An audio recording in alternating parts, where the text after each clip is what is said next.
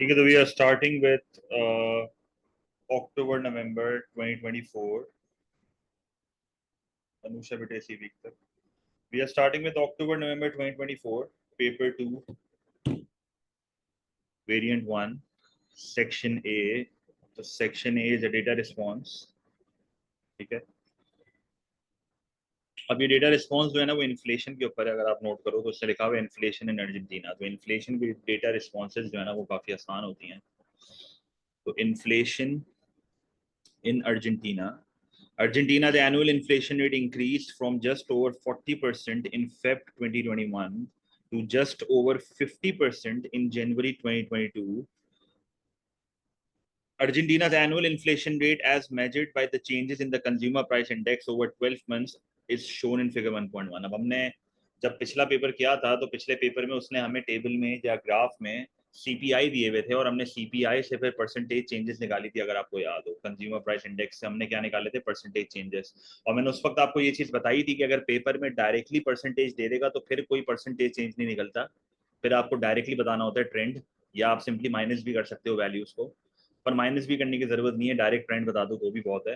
तो इसलिए हमें direct changes in consumer price index दिए हैं. इसका मतलब इसने मुझे percentage changes in consumer price index दिए हैं. डायरेक्ट इसने मुझे रेट बताया हुआ है, परसेंटेज बताया हुआ है. अगर आप नोट करो तो दिस इज परसेंटेज. ठीक है, दिस इज परसेंटेज. तो डायरेक्ट इसने मुझे रेट दिया हुआ है. अगर आप नोट करो ये ग्राफ जो है ना वो ओवरऑल पॉजिटिव ही है. तो through out the time the rate is positive. Through out the time जो है वो अर्जेंटीना में प्राइस लेवल बढ़ी है. कोई भी एक ऐसा वक्त नहीं आया जहां पर प्राइस लेवल कम हुई हो. क्योंकि अगर इस ग्राफ में मुझे वो नेगेटिव वाला पोर्शन देता ना, बिलो जीरो वाला पोर्शन अगर वो मुझे देता तो फिर मैं बोलता हाँ भाई चलो प्राइस गिरी भी है. पर थ्रू आउट द रेट इनका पॉजिटिव ही है. अब इन्फ्लेशन डिसइन्फ्लेशन वाला सिनेरियो है, डिफ्लेशन का कुछ भी नहीं है. या तो प्राइस ज्यादा से बढ़ रही है या प्राइस कम से बढ़ रही है, पर बढ़ रही है. क्योंकि जब तक तुम्हारा रेट ऑफ इन्फ्लेशन पॉजिटिव है तो प्राइस बढ़ ही रही है. ठीक है, तो अगर आप यहाँ पर नोट करो, यहां से बढ़ा, फिर बढ़ा, फिर बढ़ा, फिर बढ़ा. एक बीच में टाइम ऐसा आया कि फॉल हुआ है, दिस इज अ फॉल.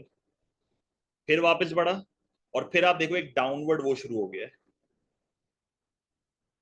सही है, फिर एक डाउनवर्ड इंपैक्ट आना शुरू हो गया. देख लो फिर रेट गिरता ही जा रहा है. इसका मतलब ये हुआ कि रेट बढ़ रहा है, प्राइस ज्यादा से बढ़ रही है, ज्यादा से बढ़ रही है, ज्यादा से बढ़ रही है. फिर एक बीच में टाइम आया कि प्राइस अभी भी बढ़ रही है पर कम से बढ़ रही है. फिर प्राइस ज्यादा से बढ़ रही है और फिर जो है वो रेट कम होता जा रहा है पर प्राइस अभी भी बढ़ रही है. बढ़ रही है पर कम से बढ़ रही है, क्योंकि जब तक रेट पॉजिटिव है तो प्राइस बढ़ रही है. सही है, गिरने का सवाल पैदा नहीं होता. अब इसका सवाल के अकॉर्डिंगली हम देखते हैं क्या पूछेगा. वो हमसे वही पूछेगा बता दो क्या हो रहा है. जैसे अगर मैं जनरली आपको पूरा देख के बताऊं तो क्या हो रहा है, आप उसको सबसे पहले तो बोलो कि भाई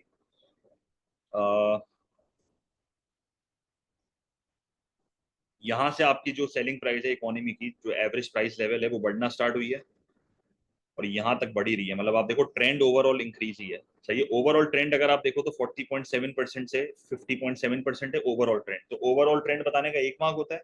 फिर बीच में से कुछ देख के बता दो क्या हो रहा है. तो बीच में से ना आपको ये बताना चाहिए कि देखो ये वाली रेंज जो आई है ना, ये वाली रेंज, ये एक ऐसी रेंज आई है जिसमें प्राइस अब कम से बढ़ना शुरू हो रही है. तो बेसिकली ओवरऑल ट्रेंड ये बता रहा है कि 40.7% से 50.7% प्राइस बढ़ रही है. फिर बीच में एक ट्रेंड ऐसा आया है जो कि यहाँ से शुरू हुआ है. सही है, जैसे अगर मैं यहाँ पर लिखूं सितंबर, तो सितंबर से जनवरी अगर आप देखो तो प्राइस जो है वो कम से बढ़ रही है. बढ़ भी रही है पर कम से बढ़ रही है. और ओवरऑल ट्रेंड में अगर देखें तो प्राइस बढ़ रही है. तो 2 मार्क्स का सवाल होता है नॉर्मली. तो हम देखते हैं क्या सवाल आता है. आगे इसने केस क्या दिया हुआ है.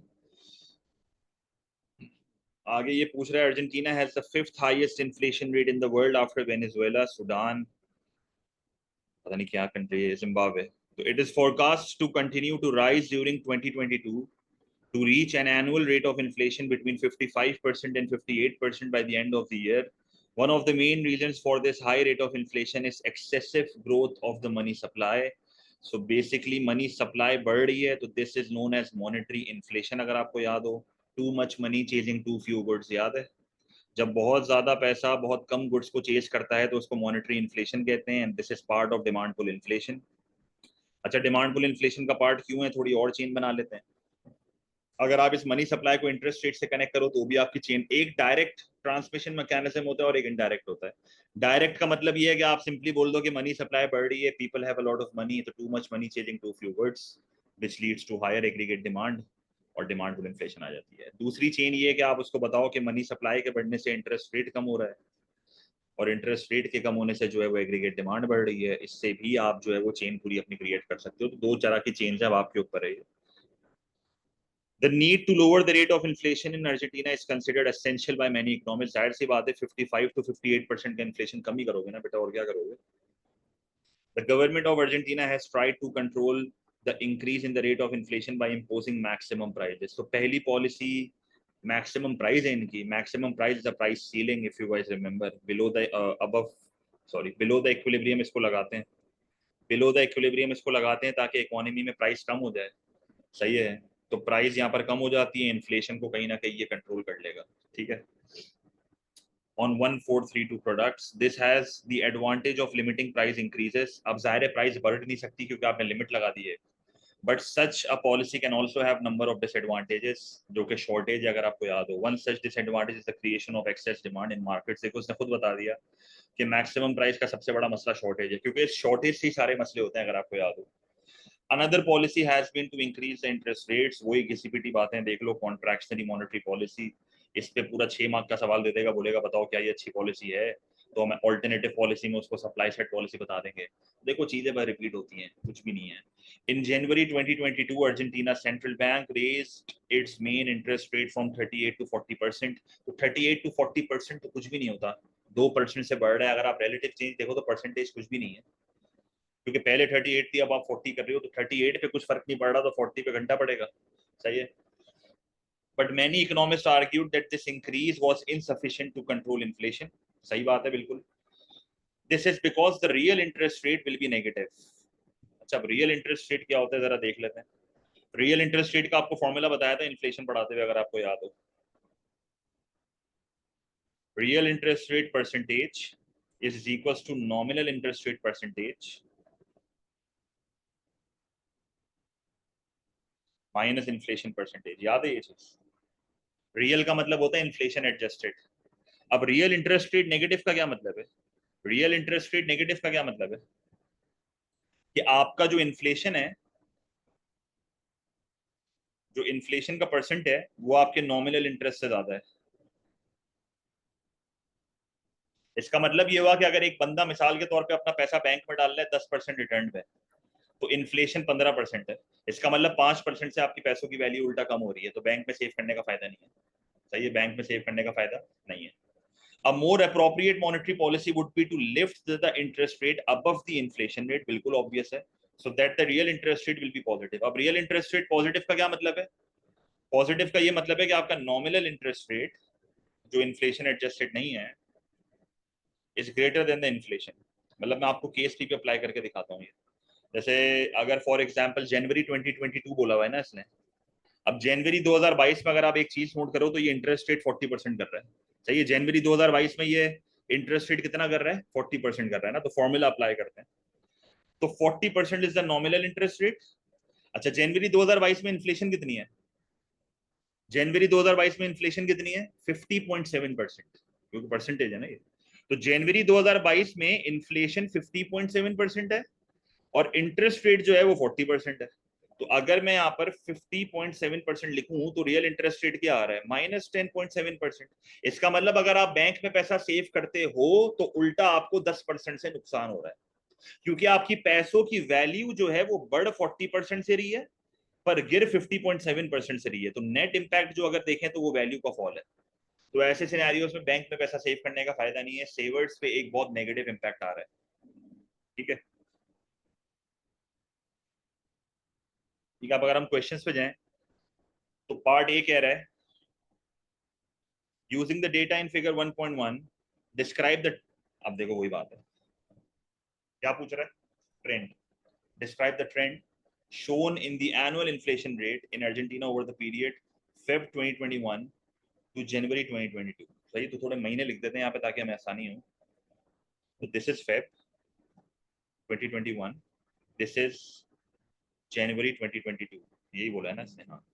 तो पहले तो मैं उसको बताऊंगा कि भाई फेब 2021 से जनवरी 2022 तक प्राइस जो है वो 40.7% से बढ़ रही थी, पर अब जो है वो 50.7% से बढ़ रही है। एक मार्क। फिर आपको दूसरा मार्क वो देगा ये बताने में कि भाई इस दौराने में बीच में एक ऐसा फेज आया था जिसमें सितंबर 2021 से प्राइस जो है वो अभी भी बढ़ रही है पर कम से बढ़ रही थी टिल जून जैन 2022। तो अगर मैं यहाँ पर आपको लिख के दूं तो देखो किस तरह लिखोगे। पहले तो आप उसको बताओगे कि भाई ओवरऑल अपवर्ड ट्रेंड है, ओवरऑल अपवर्ड ट्रेंड है। प्री के 2 मार्क्स हैं ये। 40.7% जो कि फेब 2021 था टू 50.7% जो कि जनवरी 2022 था। ये 1 मार्क है। बीच में एक डाउनवर्ड आया था, ओवरऑल नहीं आया था, बीच में बस एक डाउनवर्ड ट्रेंड शुरू हो गया था। और वो कब शुरू हुआ था? वो 50.5% से स्टार्ट हुआ था। वो 50 बल्कि नहीं 52.5% से स्टार्ट हुआ था। 52.5% से स्टार्ट हुआ था सितंबर 2021 में। और वो कब तक चला है? जनवरी 2022 तक चला है।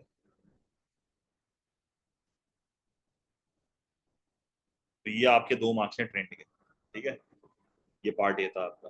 Part B, explain what is meant by the real interest rate will be negative in Argentina in January 2020। तो रियल इंटरेस्ट नेगेटिव का मतलब क्या है कि इट इज, क्या लिखोगे, इट इज व्हेन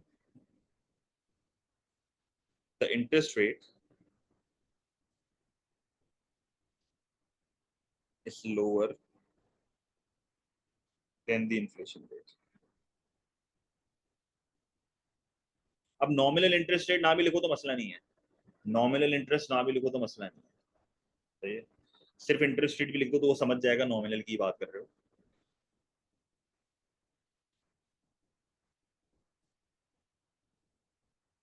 अच्छा, फिर एक न्यूमेरिकल एग्जांपल दे दो जनवरी 2022 की। इन जनवरी 2022 it would be -10.7%। तो इसकी वर्किंग दिखानी है तो दिखा, तो नहीं भी दिखाओगे तो मसला नहीं है, 2 मार्क का सवाल है तो लंबी घंटे की जरूरत नहीं है, वो समझ जाएगा कि ये बच्चे ने क्या करा है। हाईएस्ट और लोएस्ट रेट बताने का कोई फायदा नहीं है, इससे आपसे क्या पूछा है? ट्रेंड पूछा है ना। तो ट्रेंड में आप पहले ओवरऑल बताते हो और फिर बीच में जो हो रहा है वो बताते हो, हाईएस्ट लोएस्ट बताने की जरूरत नहीं है। न्यूमेरिकल एग्जांपल नहीं बताओगे तो मार्क्स नहीं मिलेंगे मेरे हिसाब से, 1 मार्क काट देगा वो, मुझे जहां तक लगता है। काट ही देगा मेरे हिसाब से, क्योंकि उसने यहाँ पर वैल्यूज दी हुई है, इतनी एनालिसिस तो आपकी होनी चाहिए। सही है, मेरे ख्याल में नहीं देगा पूरे मार्क्स अगर आपने मिस कर दिया। अच्छा, सी डी ई अगर हम देखें तो सी में कह रहा है consider the extent to which having the fifth highest inflation rate in the world is likely to be a problem for Argentina's economy. तो यहाँ पर इन्फ्लेशन के फायदे बताओगे, इन्फ्लेशन के नुकसान बताओगे और फिर अपने आंसर को कंक्लूड कर दोगे। ठीक है, तो अभी हम देख रहे हैं आगे, पैटर्न्स ऑलरेडी बने हुए हैं मेरे पास। सही, तो 1 मार्क यहाँ पर इवैल्यूएशन का होगा, 4 में से कंसिडर लिखा हुआ है ना, तो इन्फ्लेशन के 2 फायदे 1 नुकसान और कंक्लूड कर दो अपने आंसर को। जनरल आंसर यहाँ पर लिखना है, अर्जेंटीना से लिंक करके ना भी लिखो, फर्क नहीं पड़ेगा। पार्ट डी में कह रहा है assess whether the potential benefits of introducing maximum price on 1432 products in Argentina are likely to outweigh the potential disadvantages. तो मैक्सिमम प्राइस के फायदे, मैक्सिमम प्राइस के नुकसान और एंड में अपने आंसर को कंक्लूड कर दो। ये भी बड़ा सिंपल क्वेश्चन है। फिर कह रहा है assess the potential benefits and limitations of using monetary policy to control inflation in a country such as Argentina. तो एक तरफ पहले आप पूरी कॉन्ट्रैक्शनरी मॉनेटरी पॉलिसी उसको समझाओगे, फिर कॉन्ट्रैक्शनरी मॉनेटरी पॉलिसी के नुकसान बताओगे, फिर एक ऑल्टरनेटिव पॉलिसी बताओगे supply side policy, supply side policy का एक टूल समझाओगे, और फिर सप्लाई साइड की एक बुराई बताओगे, और फिर एंड में अपने आंसर को जो है वो कंक्लूड करोगे कि ओवरऑल अगर देखा जाए तो ये डिपेंड करता है on the cause of inflation. अगर सप्लाई लेड इन्फ्लेशन है तो सप्लाई साइड पे जाओ, अगर डिमांड लेड है तो डिमांड साइड पॉलिसी पे जाओ। फिर cost and ease of applying the policy की भी बात कर सकते हो। बहुत सारे यहाँ पर कमेंट्स है जो आप दे सकते हो। तो डेटा रिस्पॉन्स अगर देखें तो जनरली बहुत सिंपल है, तो देख लो यहाँ फॉर्मेट्स बने हुए हैं। पार्ट सी, पार्ट सी जो था वो कह रहा था कि भाई इन्फ्लेशन के फायदे नुकसान ना, कह रहा है consider the extent to which having the fifth highest inflation in the world is likely to be a problem for Argentina's economy. तो प्रॉब्लम है भी और नहीं भी है, तो नुकसान बताओ पहले। तो बोलो यार आपके मुल्क में जब प्राइस लेवल बढ़ेगी तो बाहर वालों को आपका मुल्क महंगा लगेगा, तो एक्सपोर्ट रेवेन्यू कम होगा, तो एक टिकट डिमांड गिर जाएगा। दूसरा यहाँ पर आप ये लिख सकते हो कि लेस कंपेरेटिव एक्सपोर्ट्स हैं, मतलब इसी से कनेक्टेड है। फिर आप बोलो menu and shoe leather cost, आप बता सकते हो उसको, मेन्यू कॉस्ट, शू लेदर कॉस्ट। अब आप ये सारी चीजें आपको लेक्चर से अब याद होनी चाहिए कि क्या होता है ये। रीडिस्ट्रीब्यूटिव इफेक्ट बता दो, जैसे सेवर्स के ऊपर अगर आप बात करोगे तो बहुत आपको यहाँ पर अच्छा वो दिया जाएगा, क्योंकि डेटा रिस्पॉन्स में इंटरेस्ट रेट की बहुत बात कर रहा है वो। तो आप सेवर्स का पॉइंट कनेक्ट करके बोलो कि इन्फ्लेशन की वजह से रियल इंटरेस्ट रेट नेगेटिव हो रहा है, तो सेवर्स पे नेगेटिव इंपैक्ट आ रहा है, तो रीडिस्ट्रीब्यूशन ऑफ इनकम खराब हो रही है, इनइक्वालिटी ऑफ इनकम बढ़ रही है। आप फिक्स्ड इनकम अर्नर्स के ऊपर बोल दो, बोलो जो फिक्स्ड इनकम अर्नर्स हैं उनकी तो रियल वैल्यू ऑफ मनी कम होते जा रही है ना, तो वो तो बेचारे मार ही खा रहे हैं। जो बिजनेस है वो तो कमा लेंगे, पर ये फिक्स्ड इनकम अर्नर्स क्या करेंगे, तो ये एक मसला। फायदे बताओ, बोलो अगर आप एक रियल एस्टेट इन्वेस्टर हो तो आपका बेनिफिट है, क्योंकि एसेट की सेलिंग प्राइसेस बढ़ रही हैं, तो जाहिर है आपकी प्रॉपर्टी की वैल्यूज बढ़ रही हैं। बोरोवर को फायदा हो रहा है, क्योंकि अगर मैंने किसी से पैसा उधार लिया हुआ है और अगर उसको पैसा मैं रिटर्न करूंगा तो मेरी real value of previous debt जो है वो फॉल हो चुकी है, तो ऐसा बोरोवर मेरा बेनिफिट है, because I am returning the same amount of money, but मेरी प्रीवियस डेट जो है ना वो कम हो चुकी है। अब यहाँ पर मैं सेट्रेस पेरेबस अज्यूम कर रहा हूँ और इंटरेस्ट रेट को इग्नोर कर रहा हूँ, ठीक है। जब भी आप पेपर में लेंडर बोरोवर वाला पॉइंट लिख रहे हो तो इंटरेस्ट को इग्नोर करके लिख रहे हो आप। तो कंक्लूड कर दो कि ओवरऑल इन्फ्लेशन हार्मफुल है या नहीं, ये डिपेंड करता है on the elasticity for exports, क्योंकि एक तरफ आप कह रहे हो एक्सपोर्ट की प्राइस बढ़ेगी तो रेवेन्यू कम हो जाएगा, पर ये पीडी पे डिपेंड करता है ना। अगर आपके एक्सपोर्ट की डिमांड इन इलास्टिक है तो आपका एक्सपोर्ट का रेवेन्यू तो बढ़ जाएगा। फिर आप ये भी कह सकते हो कि कंपीटिंग कंट्री का इन्फ्लेशन रेट क्या है। अगर आपकी कंपीटिंग कंट्री का इन्फ्लेशन रेट आपसे ज्यादा है तो फिर आप पे इतना ज्यादा इंपैक्ट नहीं आएगा, क्योंकि लोग अभी भी आपसे चीजें खरीदेंगे। क्योंकि अगर आपका मुल्क महंगा है भी और कंपीटिंग कंट्री आपसे भी ज्यादा महंगी है तो बाहर वालों को अभी भी आपका मुल्क ही सस्ता लगेगा, तो आपके एक्सपोर्ट्स पे इतना इम्पैक्ट नहीं आ रहा है। फिर anticipated unanticipated rate of inflation की बात की जा सकती है, तो बहुत इवेल्युएटिव कमेंट्स हैं। इन दी एंड आपको दो फायदे और एक नुकसान बताना है और फिर अपने आंसर को कंक्लूड करना है। तो 4 मार्क के सवाल में 1 मार्क जो है वो आपके इवेल्युएशन के होते हैं। पार्ट डी में कह रहा है assess whether the potential benefits of introducing maximum prices on 1432 products in Argentina are likely to outweigh the potential disadvantages। तो maximum price के pros and cons 2 versus 1, और एंड में 2 मार्क की इवेल्युएशन होती है 6 मार्क के सवाल में। तो 2 मार्क्स आर फॉर इवेल्युएशन, यहाँ पर भी 2 मार्क इवेल्युएशन के होते हैं, तो कुल मिला के 5 मार्क आपके इवेल्युएशन के बनते हैं डेटा रिस्पॉन्स में, अगर आप नोटिस करो तो। सही है। तो मैक्सिमम प्राइस के प्रोस क्या है, फायदे क्या हैं, क्या बेनिफिट्स बताओगे मैक्सिमम प्राइस पे।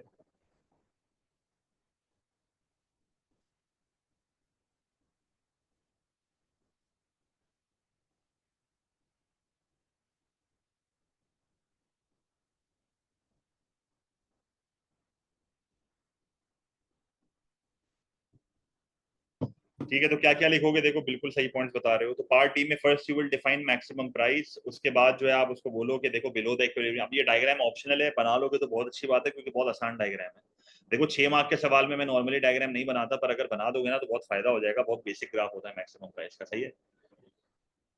तो आप बोलो प्राइजेस कम हो रही है, इन्फ्लेशन कंट्रोल हो रहा है, बेसिक नेसेसिटीज है, लोगों का टोटल एक्सपेंडिचर कम हो रहा है, उनका स्टैंड ऑफ लिविंग बढ़ रहा है। तो काइंडली पॉइंट को स्टेट नहीं कीजिएगा, उसको एक्सप्लेन कीजिएगा, तब फायदा होगा, वरना फायदा नहीं है। ठीक है, तो समझाना, अपने पॉइंट को समझाना, खाली स्टेट करके नहीं आ जाना। नुकसान में आप जाहिर है शॉर्टेज की बात करोगे, बोलोगे देखो ये शॉर्टेज हो रही है। अब इस शॉर्टेज से फिर 100 मसले होते हैं। Possibility of Q and waiting list, लाइनें लगेंगी, वेटिंग लिस्ट होगी, इनफॉर्मल मार्केट्स क्रिएट हो सकती हैं। याद है ब्लैक मार्केटिंग का जो मसला है। अब ब्लैक मार्केटिंग ग्राफिकली शो करने की जरूरत नहीं है, 6 मार्क के सवाल में चढ़ने ले लिखते हैं ना कि यार इनफॉर्मल मार्केट्स में प्रोड्यूसर्स क्या करते हैं कि आपने बेसिक नेसेसिटी जैसी चीज पे मैक्सिमम प्राइस लगा दिया है, तो आपने बेसिक नेसेसिटी वाली चीज पे जब मैक्सिमम प्राइस लगा दिया है तो उसकी शॉर्टेज हो रही है। अब कंज्यूमर्स तो बेताब हैं, बेसिक नेसेसिटी है, तो this will be sold in black markets at higher prices with the increased consumer surplus of the consumers will be converted into the total revenue of the producers। तो वो जो consumer surplus बड़ा होता है ना, तो बाय द वे आप benefits में ये लिख देना कि प्राइस कम होगा तो कंज्यूमर सरप्लस बढ़ जाएगा। तो कंज्यूमर सरप्लस जो बढ़ता है उसको वो कन्वर्ट करते हैं अपने रेवेन्यू में। सही है बेटा, वो तो जाहिर सी बात है, हमदा देगा। ठीक है, फिर आप उसको बोलो कि भाई मॉनिटरिंग की कॉस्ट है, बोलो कि भाई आपने ये मैक्सिमम प्राइस लगा तो दिया, आपने ये मैक्सिमम प्राइस लगा तो दिया, अब ये एक्चुअली 1432 प्रोडक्ट्स पे आपने लगाया है। सही है। जब आपने 1432 प्रोडक्ट्स पे लगाया है तो कोई गारंटी नहीं है इस बात की कि मार्केट में यही प्राइस चार्ज हो रही है या नहीं हो रही। तो आपको बहुत मॉनिटर करना पड़ेगा, गवर्नमेंट के ऑफिशियल्स को दुकानों में भेजना पड़ेगा और उनको ये बोलना पड़ेगा कि जाके चेक करो कि क्या वाकई मैक्सिमम प्राइस चार्ज हो रही है या नहीं हो रही। तो ये एक और बड़ा मसला है, क्योंकि गवर्नमेंट ऑफिशियल्स फिर होते हैं तो उनको भी पैसे देने पड़ेंगे, तो अपॉर्चुनिटी कॉस्ट हर तरीके से आ रही है यहाँ पे। सही है। तो आपने यहाँ पर बेनिफिट्स बताए कि एक तो एक्सपेंडिचर कम हो रहा है, दूसरा इन्फ्लेशन कंट्रोल हो रही है। नुकसान बताए, शॉर्टेज, शॉर्टेज से मल्टीपल नुकसान निकलते हैं। 2 वर्सेस 1 आप करोगे, एंड में आप उसको बोलोगे देखो ओवरऑल ये मैक्सिमम प्राइस बेनिफिशियल होगा या नहीं होगा, it depends on how well the government is able to control the shortage and its disadvantages, possible intervention in taking control of distribution, ये भी हो सकता है। सही है भाई, जाहिर सी बात है शॉर्टेज है तो डिस्ट्रीब्यूट करना पड़ेगा, रैशनिंग करनी पड़ेगी। रैशनिंग का मतलब क्या होता है, जब आप इक्वली लोगों में बांटते हो। अगर इनफॉर्मल मार्केट्स हो रही है तो उसको भी हल करने के लिए फिर सब्सिडी वाली पॉलिसी पे जाना पड़ेगा। सही है, तो आप फिर उसको इंटरवेंशन के ऊपर बात करना है वैल्यूएशन में। बोलना सही जगह पे लगाना सिर्फ सोल्यूशन नहीं होता, सही जगह पे लगाने के बाद जो मसले होते हैं उन मसलों को हैंडल कर दोगे तो मैक्सिमम प्राइस फायदेमंद है, वरना मैक्सिमम प्राइस फायदेमंद नहीं है। एक तरह से ये 12 मार्क का सवाल है जो हमने टॉपिकल में भी देखा था, तो ये उसी तरह का एक क्वेश्चन है जिसमें आपको सिंपली प्रोज एंड कॉन्स बता के अपने आंसर को इवैल्यूएट करना है। तो बस बहुत शॉर्ट यहाँ पर आंसर बनेगा as compare to the 12 marker, जाहिर सी बात है। और लास्ट पार्ट में कह रहा है, part E, assess the potential benefits and limitations of using monetary policy to control inflation in a country such as Argentina. तो monetary policy disadvantage, supply side policy disadvantage, evaluation. तो ये सवाल अब हमने बहुत बार देख लिया है, बार बार ही आया है। ठीक है, एक्सटर्नल कॉस्ट की बात नहीं करो अब्दुल्ला बेटे, बेसिक नेसेसिटीज पे लग रहा है तो छोड़ दो। ठीक है, तो इंटरेस्ट रेट बढ़ेगा as a contractionary monetary policy. Interest rate का बढ़ना will affect three individuals of the economy, मतलब three things of the economy, that is savers, borrowers and exchange rate. Interest rate बढ़ाओगे तो सेवर सेव ज्यादा करेगा, spend कम करेगा, consumption गिरेगी। Borrowers बोरो कम करेंगे, इन्वेस्टमेंट गिरेगी, कंजम्पशन गिरेगी। इंटरेस्ट रेट और एक्सचेंज रेट का पॉजिटिव रिलेशनशिप आपका होता है।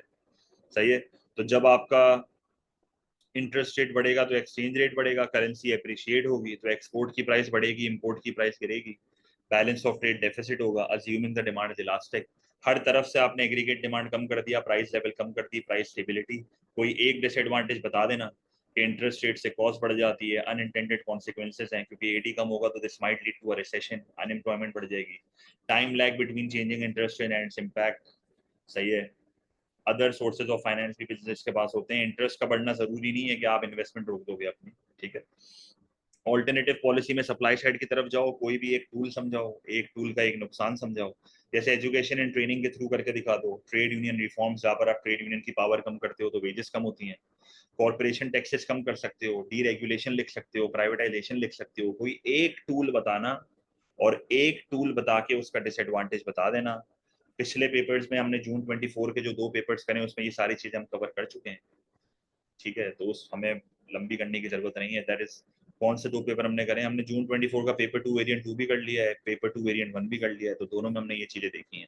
ठीक है, एंड में अपने आंसर को कंक्लूड कर दो, if inflation is supply light, supply side policy will be preferred than demand side, cost and ease of applying the policy, short run long run की बात कर सकते हो। सही है, तो बहुत यहाँ पर तरीके हैं। तो दिस वाज सेक्शन ए, बहुत आसान डेटा रिस्पॉन्स थी, 20 में से आराम से 15-16 मार्क एक बच्चा उठा सकता है अगर तरीके से सॉल्व करे।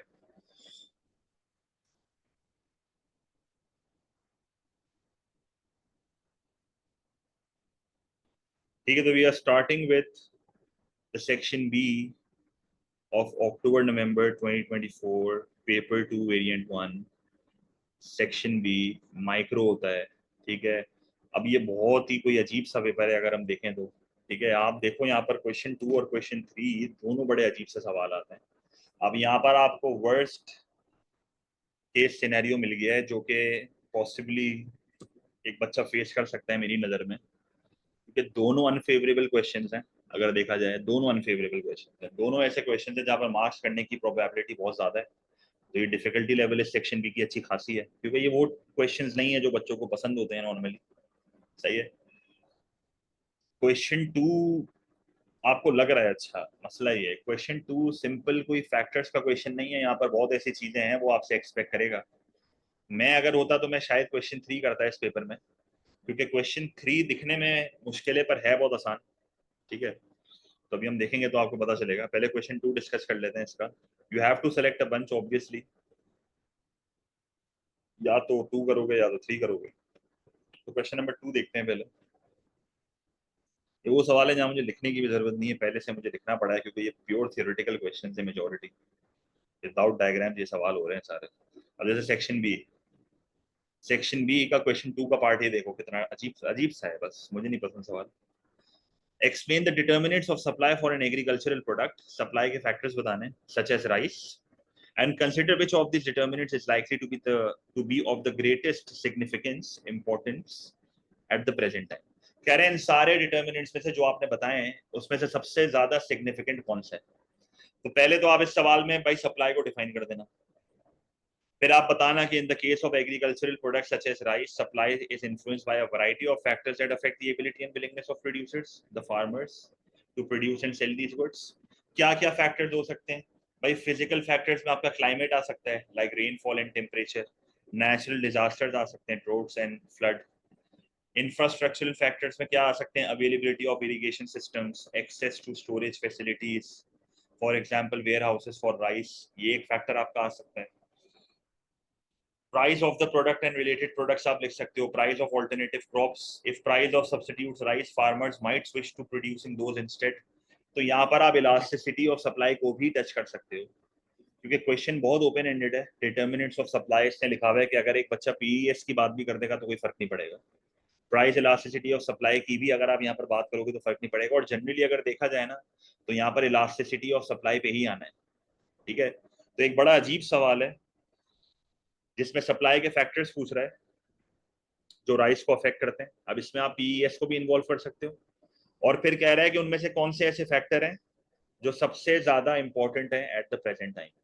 तो ये पैराग्राफ्स मैंने कुछ यहाँ पर लिख दिए हैं जो आपके आंसर को बेसिकली कंस्ट्रक्ट ही करके दे देंगे। पहले आपको ये 3 फैक्टर्स बताने हैं, देखो क्या लिखा हुआ है। If there is adequate rainfall and favorable climate, the supply of rice will increase due to higher yields, while extreme weather events like droughts or floods can damage crops, reducing supply। तो ये पहला factor हो गया। दूसरा, good irrigation and storage systems will allow farmers to produce more rice and store it during surplus periods, making supply more elastic। Poor infrastructure may limit the production and lead to wastage, which reduces supply। Right? If the price of rice increases, producers have the incentive to supply more। Similarly, if prices of alternative crops rise, farmers may allocate land away from rice, decreasing the rice supply। तो बस rice चावल की supply को बढ़ाना है और कम करना है। अब कौन सा इन तीनों में से इंपॉर्टेंट है? सही है, क्योंकि इंफ्रास्ट्रक्चर का मतलब यहाँ पर ये होता है कि बेसिकली रोड्स वगैरह सही नहीं है, फार्मर्स के पास इक्विपमेंट सही नहीं है, तो उसकी वजह से सप्लाई पे इम्पैक्ट ऐसा आ सकता है कि डिस्ट्रीब्यूशन अफेक्ट हो रही है आपकी, ठीक है।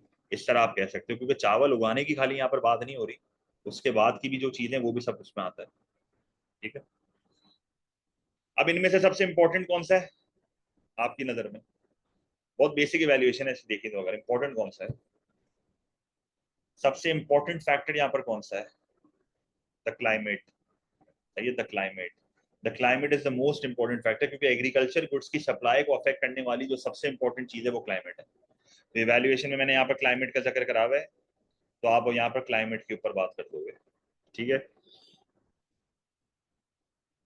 तो ये जो नॉर्मल क्वेश्चन आप समझ रहे हो ये वैसे है नहीं, मैं वही कहता हूँ पेपर में क्वेश्चंस की सिलेक्शन बहुत इंपॉर्टेंट है। सही है। प्रेजेंट टाइम तो आप अपनी मर्जी से बता दो ना भाई, मेरे हिसाब से ये है। प्रेजेंट टाइम की कोई सिग्निफिकेंस थोड़ी है, क्या मतलब?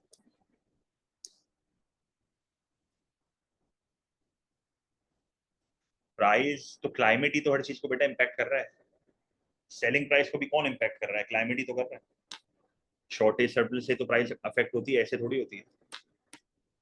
सबसे इंपॉर्टेंट क्लाइमेट ही है, ठीक है।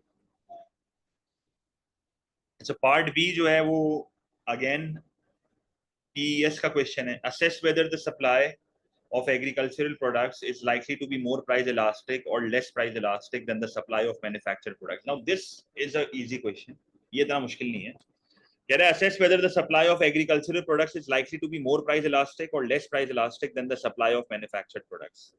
तो अगर हम मैं अपना लेक्चर अगर यहाँ पर खोलूँ ना, 2 मिनट में मैं आपके यहाँ लेक्चर खोल रहा हूँ ताकि मैं आपको फैक्टर्स यहाँ पर एक बार रिवाइज करा दूँ कौन कौन से फैक्टर होते थे।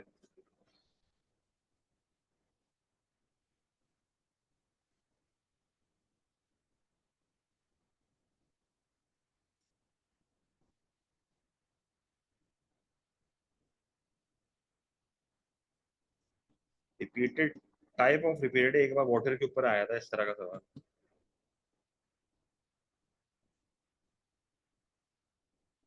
अच्छा, अगर आपको याद हो ये फैक्टर्स थे, एक आपका कैपेसिटी था जिसमें स्टोरेज कैपेसिटी और प्रोडक्टिव कैपेसिटी आ रहे थे। मतलब इलास्टिक इन इलास्टिक सप्लाई का जनरली डिफरेंस आपको याद होना चाहिए कि इलास्टिक सप्लाई का क्या मतलब होता था कि डिमांड के बढ़ने से जब प्राइस बढ़ती थी तो क्वांटिटी सप्लाइड ज्यादा से बढ़ती थी, और इन इलास्टिक सप्लाई का मतलब क्या होता था कि डिमांड के बढ़ने से जब प्राइस बढ़ती है तो क्वांटिटी सप्लाइड कम से बढ़ती है। तो यहाँ पर इलास्टिक सप्लाई में you can easily adjust supply, inelastic supply में you can not easily adjust supply. अब इसको आपको एग्रीकल्चरल एंड मैन्युफैक्चर्ड प्रोडक्ट से लिंक करना है। तो सबसे पहला पॉइंट आपका स्टोरेज कैपेसिटी का आ सकता है, सही है, प्रोडक्टिव कैपेसिटी का आ सकता है, बेहतर सबसे पेरिशेबिलिटी है। मैन्युफैक्चर्ड और एग्रीकल्चर प्रोडक्ट्स को डिफरेंशिएट करने के लिए सबसे अच्छा फैक्टर पेरिशेबिलिटी होता है। अगर आपके एग्रीकल्चर प्रोडक्ट्स की हम बात करें तो agriculture products are perishable in nature, जो बड़े बड़े खराब हो जाते हैं तो इनका स्टोरेज टाइम कम है, तो इनकी सप्लाई नॉर्मली इनइलास्टिक होती है। पर अगर हम मैन्युफैक्चर्ड प्रोडक्ट्स की बात करें तो ये नॉन पेरिशेबल होते हैं, इनका स्टोरेज टाइम ज्यादा होता है, इनका स्टोरेज टाइम ज्यादा होता है, ठीक है। तो द सप्लाई इज इलास्टिक क्योंकि आप ज्यादा टाइम तक इसको स्टोर कर सकते हो, ठीक है। तो manufactured products are non perishable, hence their supply is elastic क्योंकि आप ज्यादा स्टोर कर सकते हो, और ये आप ज्यादा स्टोर नहीं कर सकते, तो इनइलास्टिक सप्लाई। और इसी से लिंक करके दूसरा पॉइंट आप टाइम टेकन टू प्रोड्यूस बता सकते हो कि एग्रीकल्चर प्रोडक्ट्स को बनाने में क्योंकि वो नेचुरल फैक्टर्स पे डिपेंडेंट होता है तो वक्त थोड़ा ज्यादा लगता है, और जब वक्त थोड़ा ज्यादा लगता है तो सप्लाई इनइलास्टिक होती है। और अगर time taken to produce manufactured products की हम बात करें तो उसमें कम वक्त में भी बन जाता है क्योंकि असेंबली में बनता है, मशीन्स पे बनता है, तो कोई फर्क नहीं पड़ता, तो सप्लाई इज इलास्टिक, ठीक है। तो आप टाइम टेकन टू प्रोड्यूस और पेरिशेबिलिटी वाला फैक्टर तो लाजमी तौर पे लिखोगे, और एक और आप जनरल फैक्टर यहाँ पर कैपेसिटी, स्टोरेज कैपेसिटी वाला लिख देना या प्रोडक्टिव कैपेसिटी वाला लिख देना कि आपके पास लैंड अवेलेबल है या नहीं। और या इससे बेहतर आप शॉर्ट रन लॉन्ग रन वाला फैक्टर भी लिख सकते हो, शॉर्ट रन लॉन्ग रन वाला फैक्टर बिल्कुल ये लिखना चाहिए। तो शॉर्ट रन लॉन्ग रन वाला फैक्टर भी आप लिख सकते हो कि शॉर्ट रन में आप कुछ भी कर लो सप्लाई इन इलास्टिक होती है, लॉन्ग रन में इलास्टिक हो जाती है, तो ये भी एक अच्छा फैक्टर है। तो कोई तीन फैक्टर यहाँ आपको बेसिकली बताने। तो एक है ease of storing stocks which is perishability, फिर एक होता है लेंथ ऑफ प्रोडक्शन प्रोसेसेस, सही है। तो आपको कुल मिला के टोटल तीन फैक्टर्स बताने हैं, अगर मैं जनरली यहाँ पर देखूंगा तो तीन फैक्टर्स, यानी थ्री फैक्टर्स, ठीक है। एंड में आपने बताना है कि भाई ओवरऑल इलास्टिक होगा या इलास्टिक होगा, तो देखो इवैल्यूएशन यहाँ हमने लिखी हुई है। While several factors influence the price elasticity of supply, agriculture products are generally less price elastic, मतलब basically inelastic होते हैं, compared to manufactured products. This is primarily because agriculture depends on natural conditions, which cannot be adjusted in the short run, whereas manufacturers can often adjust production more quickly. However, the degree of elasticity can vary within both categories. For instance, non-perishable agriculture goods like rice may be more price elastic due to their availability to be stored. अब चावल को थोड़ा time तक आप store कर सकते हो देखा जाए तो अगर, while specialized manufactured goods, for example, airplanes may have an elastic supply due to long production processes and limited producers. In conclusion, overall, agricultural supply is typically less elastic than manufactured supply because natural factors reduces the ability of farmers to respond to price changes. तो agriculture में भी बहुत तरह की चीजें होती हैं, manufactured में भी बहुत तरह की चीजें होती हैं, तो कंक्लूड करना बहुत यहाँ पर मुश्किल है, पर फिर भी हमने कह दिया कि ओवरऑल अगर देखा जाए नॉर्मली तो एग्रीकल्चर ही इनइलास्टिक होता है, ठीक है। ठीक है, अब अगर मैं होता तो मैं ये वाला क्वेश्चन अटेम्प्ट नहीं करता, मैं क्वेश्चन थ्री नहीं करता, ओ क्वेश्चन टू नहीं करता। मैं अगर आपकी जगह पे होता ना तो मैं क्वेश्चन थ्री करता, सही है। अब क्वेश्चन थ्री मैं क्यों करता, क्योंकि इसकी वजह है क्योंकि क्वेश्चन थ्री का पार्ट ए तो बहुत सिंपल है, सही है। कर दोगे तो लाइव अच्छी बात है, मसला नहीं है, कर दो। मतलब इस सवाल में जो ये एक अच्छी बात है, यहाँ पे मैंने लिखा हुआ है कि डिफाइन आपको करना है, ठीक है, तो पीईएस का सवाल है ना। अच्छा, क्वेश्चन नंबर थ्री देखो, एक आसान सवाल है, तो selection of question is very important. Three का A is very simple, with the help of a diagram explain the significance of a position within a market economy's production possibility curve. Inside the PPC वाला point कौन सा होता है, point E, and point E is basically unemployment, actual होता है ये। And consider whether such a position is likely to be permanent, क्या ये पोजीशन परमानेंट होगी, ये डिपेंड करता है on the type of unemployment पे। बड़ा सिंपल है ये, बेसिकली अगर देखें मैक्रो का सवाल है, ये बेसिकली अगर देखें मैक्रो का सवाल है। वापस पढ़ो, explain the significance of a position within एक market economy PPC. Within का मतलब क्या है कि इनसाइड द पीपीसी एक पॉइंट है। क्या मतलब है इसका? A position where an economy is using its resources inefficiently, where not all resources are being utilized, where the output of both products is lower than it would be if all resources were being used at point E1. At point E1. तो मैंने E1 भी यहाँ पर show कर दिया ताकि मैं उसको कंपेयर करके से कहा बेटा शिफ्ट क्यों बताओगे, असल शिफ्ट का तो कोई लेना देना नहीं है। अब मुझे बताओ क्या ये पॉइंट परमानेंट होगा? इसको थोड़ा मैक्रो से अगर आप लिंक करो तो ये कौन सा पॉइंट होता है? रिसेशन हो सकता है ये? क्या ये रिसेशन हो सकता है? रिसेशन हो सकता है ना ये? सिक्लिकल अनएम्प्लॉयमेंट कह सकता हूँ, सिक्लिकल अनएम्प्लॉयमेंट। सिक्लिकल अनएम्प्लॉयमेंट क्या मैं ये कह सकता हूँ कि मुल्क में एग्रीगेट डिमांड कम हुई होगी तो ये मसला हुआ होगा? तो सिक्लिकल अनएम्प्लॉयमेंट तो परमानेंट नहीं होती, सिक्लिकल अनएम्प्लॉयमेंट तो लॉन्ग टर्म नहीं होती, सिक्लिकल अनएम्प्लॉयमेंट तो शॉर्ट टर्म होती है। तो आप उसको बोलो गवर्नमेंट के लिए बहुत, और मार्केट इकोनॉमी है, मार्केट इकोनॉमी में तो प्राइवेट सेक्टर होता है। यहाँ पर अगर एक बार डिमांड बढ़ेगी तो ये मसला खत्म हो जाएगा, क्योंकि डिमांड बढ़ेगी, पैसा कमाना है, प्रॉफिट, इंसेंटिव है। जब आप एक चीज की डिमांड बढ़ाओगे तो वो उसकी बढ़ा देगा आउटपुट, आउटपुट बढ़ाएगा तो लेबर चाहिए, लेबर चाहिए तो अनएम्प्लॉयमेंट कम होगी, अनएम्प्लॉयमेंट कम होगी तो ये आगे आना शुरू हो जाएगा। तो अगर तो ये ई इसलिए है क्योंकि इकोनॉमी में सिक्लिकल अनएम्प्लॉयमेंट है या इकोनॉमी में लैक ऑफ डिमांड है तो मसला नहीं है, तो मसला नहीं है। अगर ये स्ट्रक्चरल अनएम्प्लॉयमेंट है, देखो ये अफवान ने आइडेंटिफाई कर लिया, अगर तो ये स्ट्रक्चरल चेंजेस की वजह से हुआ है।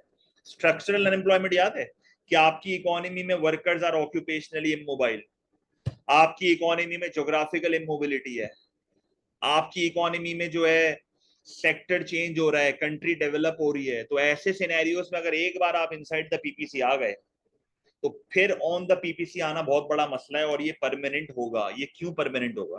क्योंकि मार्केट इकोनॉमी, मार्केट इकोनॉमी में गवर्नमेंट तो होती नहीं है।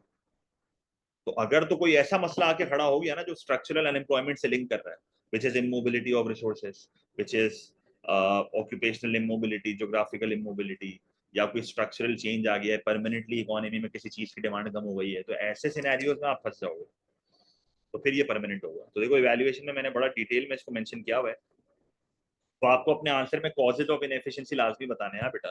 कॉजेज ऑफ इनएफिशिएंसी में आप सिक्लिकल अनएम्प्लॉयमेंट बताना या आइडल कैपिटल बता दो कि भाई आपकी फैक्ट्रीज और मशीनरी फारिग हैं due to lack of demand.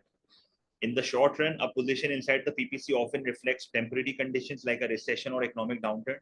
However, if inefficiencies exist due to structural issues, for example, skills mismatch, occupational immobility, or poor infrastructure which leads to geographical immobility, तो फिर टेंशन है। तो आपको ये डिफरेंशिएट करके बताना है। मोस्ट लाइकली जहां तक मेरा दिमाग जा रहा है कि बच्चे शायद ये स्ट्रक्चरल चेंज जिक्र ना करें, हो सकता है बच्चे स्ट्रक्चरल चेंज जिक्र ना करें तो फिर आपकी इवैल्यूएशन वीक होगी, ठीक है। वरना बाकी चीजें तो आप सबने आइडेंटिफाई कर ली है, खाली स्ट्रक्चरल वाली चीज सिर्फ अफवान आइडेंटिफाई कर पाया था, बाकी किसी ने नहीं बताई मुझे। हमदा नहीं बेटा, जब तक स्ट्रक्चरल मसले जब तक खत्म नहीं होंगे जब तक गवर्नमेंट नहीं होगी, और क्योंकि ये मार्केट इकोनॉमी है तो फिर ये कभी हल नहीं होगा। हाँ अगर यहाँ पर मिक्स्ड इकोनॉमी बन जाती है और गवर्नमेंट इंटरवेंशन करती है तो शायद ये मसले खत्म हो जाए, क्योंकि ये मसले गवर्नमेंट ही खत्म करेगी यूजिंग सप्लाई साइड पॉलिसीज। ठीक है, तो इवैल्यूएशन यहाँ पर हमने दी हुई है। A position inside the PPC is usually temporary if caused by cyclical factors like a recession or a short-term unemployment, as these can be fixed through government actions such as stimulus spending, fiscal policy. However, if the inefficiency comes from structural issues like long-term unemployment, it may last much longer and seem more permanent. Overall, whether the position inside the PPC is temporary or permanent depends on the cause. Cyclical problems are easier to fix, while structural problems require long-term policies. Considering a market economy, a rise in demand with profit incentive resources will be better utilized. It also depends on how far or closer is the point from the PPC. PPC से कितना दूर हो ये भी depend करता है। Inside the PPC अगर तुम यहाँ पर हो तो क्या मसला है, कोई टेंशन थोड़ी है। अगर आप अपने पोटेंशियल के बहुत करीब हो फिर क्या मसला है। हाँ अगर आप बहुत दूर हो या आप यहाँ पर हो या आप यहाँ पर हो तो फिर टेंशन है। अगर गैप बहुत ज्यादा है तो ये सवाल मैक्रो को बहुत ज्यादा टच कर रहा है, पर ये सवाल करना चाहिए। 8 में से 6 भी ले आओ, 5 भी ले आओ तो बहुत है, मसला नहीं है, क्योंकि इसका जो पार्ट बी है ना वो इतना मुश्किल नहीं है। पार्ट बी मुझे क्रैक करके, अगर आपने क्रैक करा हुआ है ना,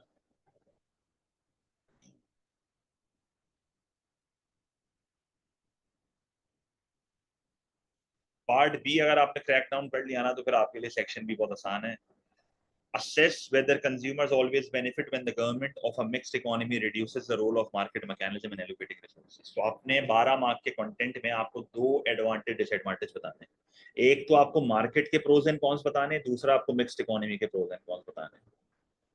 आपको यहाँ पर मार्केट के प्रोज एंड कॉन्स बताने जो कि हर बच्चा बता सकता है, क्योंकि देखो गवर्नमेंट का रोल कम हो रहा है इन द मार्केट्स, तो क्या ये करना चाहिए, ये पूछ रहा है। वापस सवाल करो, assess whether consumers always benefit when the government of a mixed economy reduces the role of the market mechanism in allocating resources। क्या कंज्यूमर्स को हमेशा फायदा होगा जब गवर्नमेंट अपना रोल कम करेगी मिक्स्ड इकोनॉमी में? तो आप मार्केट के फायदे नुकसान बताना, क्योंकि अगर मिक्स्ड इकोनॉमी की हम बात करें तो मिक्स्ड इकोनॉमी में प्राइवेट और पब्लिक सेक्टर दोनों होते हैं। तो अगर पब्लिक सेक्टर का रोल कम हो रहा है तो प्राइवेट का बढ़ रहा है। तो प्राइवेट सेक्टर मार्केट के प्रोज एंड कॉन्स बताने हैं जो हम हर सवाल में बताते हैं, और फिर मिक्स इकोनॉमी के फायदे नुकसान बताओ और फिर आंसर को इवैल्यूएट करना है। तो एडवांटेजेस ऑफ मार्केट क्या होते हैं कि अगर गवर्नमेंट अपना रोल कम करती है तो क्या फायदे हैं? अगर गवर्नमेंट अपना रोल कम करेगी तो decisions are made by individual consumers and individual producers who act in their own self interest. Consumers are sovereign. Demand बढ़ाई डिमांड गिराई कंज्यूमर के हिसाब से हो रहा है। कंपटीशन बढ़ेगा, लोअर प्राइसेज होंगी, अफोर्डेबिलिटी बढ़ेगी, स्टैंडर्ड ऑफ लिविंग बढ़ेगा, इनोवेशन बढ़ेगी, क्वालिटी बढ़ेगी, कंज्यूमर चॉइसेस बढ़ेंगी, क्योंकि प्रॉफिट मैक्सिमाइजेशन का ऑब्जेक्टिव है। So they have the motivation, they have the incentive to work hard. पर अगर आपने मार्केट के हाथ में ज्यादा चीजें छोड़ना शुरू कर दी तो मार्केट फेलियर बढ़ना शुरू हो जाएगा, क्योंकि मार्केट का एक ही नुकसान है, market failure. Non public goods नहीं होंगे। अब जाहिर है, या क्योंकि एक मिक्स्ड इकोनॉमी है तो पब्लिक गुड की टेंशन यहाँ पर नहीं है, तो ये वाला पॉइंट अगर इस आंसर में आप ना भी दो तो मसला नहीं है। मेरिट गुड वाली बात लिख दो अंडर एलोकेशन, डीमेरिट गुड वाली बात लिख दो ओवर एलोकेशन, मोनोपली वाली बात लिख दो, मोनोपली वाली बात लिख दो। सही है। तो ये मार्केट के फायदे नुकसान है, तो कोई भी दो फायदे दो नुकसान या एक फायदा दो नुकसान बता देना। गवर्नमेंट अपना रोल कम कर रही है मिक्स इकोनॉमी में, मतलब ये है, मतलब मिक्स इकोनॉमी में पब्लिक प्राइवेट दोनों होते हैं, तो गवर्नमेंट अपना प्राइवेट पब्लिक का रोल कम कर रही है, तो पब्लिक का रोल कम होने का मतलब है प्राइवेट का रोल बढ़ रहा है। तो मार्केट के फायदे नुकसान बता रहा हूँ कि अगर प्राइवेट का रोल बढ़ गया तो क्या फायदे नुकसान है। और फिर दूसरी तरफ मिक्स्ड इकोनॉमी के फायदे नुकसान बताओ। मिक्स्ड इकोनॉमी में वही गवर्नमेंट के फायदे नुकसान बताओगे, गवर्नमेंट इंटरवेंशन के फायदे नुकसान बताओगे कि भाई गवर्नमेंट इंटरवेंशन होती है तो डिसीजन नेशनल इंटरेस्ट में लिए जाते हैं। Government could create more equitable distribution of income, government can reduce market failure, government can provide public goods, prices are controlled, maximum minimum price. Merit good की allocation बढ़ाएगी, demerit की allocation कम करेगी, monopoly को रेगुलेट करेगी। Simple है, benefits है। नुकसान क्या है? लैक ऑफ कंपटीशन है गवर्नमेंट को, कोई इंसेंटिव नहीं है मेहनत का। सही है। दूसरा, government control could lead to inefficient allocation of resources, government failure भी तो हो सकता है। गवर्नमेंट अगर इंटरवेंशन कर रही है तो इस बात की कोई गारंटी थोड़ी है कि गवर्नमेंट सब अच्छा ही करेगी। जैसे पाकिस्तान की गवर्नमेंट अच्छा करती है तो इंटरवीन तो कर रही है, और उल्टा और मामला खराब कर देती है। इससे बेहतर है मार्केट को अपने हाल पे छोड़ दो। सही है। तो गवर्नमेंट फेलियर भी तो होते हैं। सही है। ओवरऑल क्या ये होना चाहिए कि नहीं होना चाहिए? एक क्वेश्चन हमने किया था जून 24 में जिसमें मैंने आपको एक इवैल्यूएशन सब सिखाई थी। क्या लिखोगे यहाँ पर आप? यस नो करोगे या डिपेंड्स पे जाओगे, या एक बैलेंस्ड अप्रोच पे जाओगे? क्या करोगे? रोल करना चाहिए कम?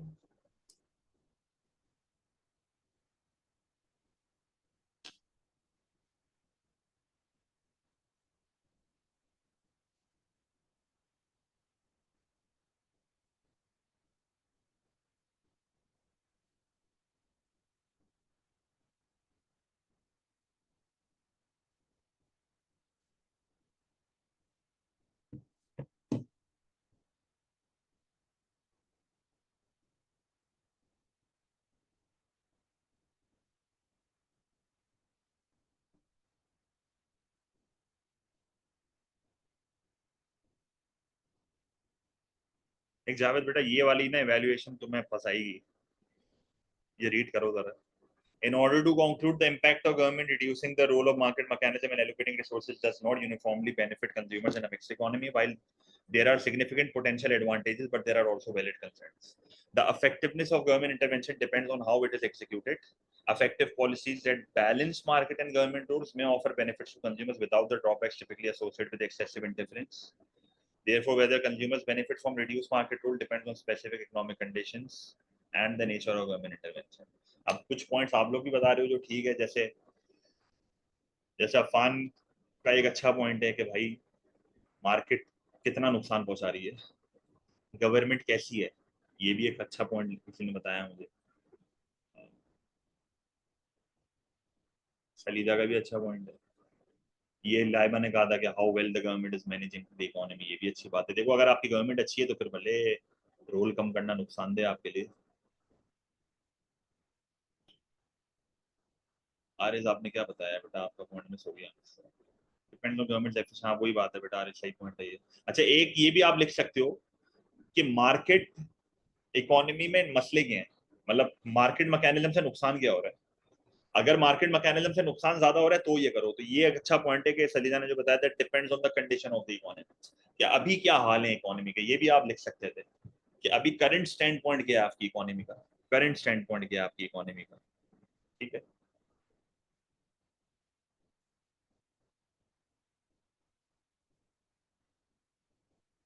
ठीक है, तो मेरे हिसाब से क्वेश्चन 3 करना चाहिए था सेक्शन बी में। टू अगर आप करते हो तो ये आपकी अपनी चॉइस है बिल्कुल, पर मेरा सजेशन नहीं होता ये। तो बेसिक इकोनॉमिक्स वाला टॉपिक भी थोड़ा पक्का अपना कर लो, कि अगर ये बैकअप पे रखो आप, इसको बैकअप पे रखो आप।